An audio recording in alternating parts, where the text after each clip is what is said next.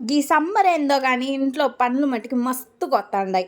గీ పుచ్చకాయ ముక్కల్ని కసా కసామని గిట్ల నరకమనింది మా అమ్మ. నేనైతే నరికేసినాను. గీలోపే గ్యాస్ అయిపోవచ్చు. గ్యాస్ ఇచ్చిండు మాకి. ఇందాక చూపించినవన్నీ ఇట్ట ఉడకేసిందంట.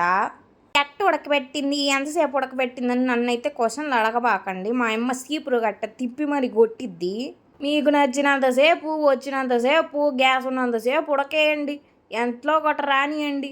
ఇంకా ఉడకేసినవన్నీ ఎత్తుకొచ్చి మళ్ళీ గీ సిరప్లో తగలెట్టు. కాసేపు గీ సిరప్లో నాని నాని నాని ఉడికి ఉడికి ఉడికి గదే అయిపోద్ది. అదే ఏందనుకుంటున్నారా, రెసిపీయే. కాసేపు ఉడకని, కాసేపు కలుపు, కాసేపు తిప్పేయి, ఇంకాసేపు అయినాక దాంట్లో రంగు బాగా నొక్కు. అయ్యో నామతి మండ, నేను అసలు రెసిపీ పేరే చెప్పలేదు కదా. ఇది టూటీ ఫ్రూటీ అంట గాయస్. సర్లే గివి మరుసటి రోజు బాగా మండే ఎండలో పానొక్కు అయిపోతాయంట. కొట్లో కొంటే ఎక్కువ అవుతాయని మా అమ్మ సమ్మర్కి ఇది పెట్టింది.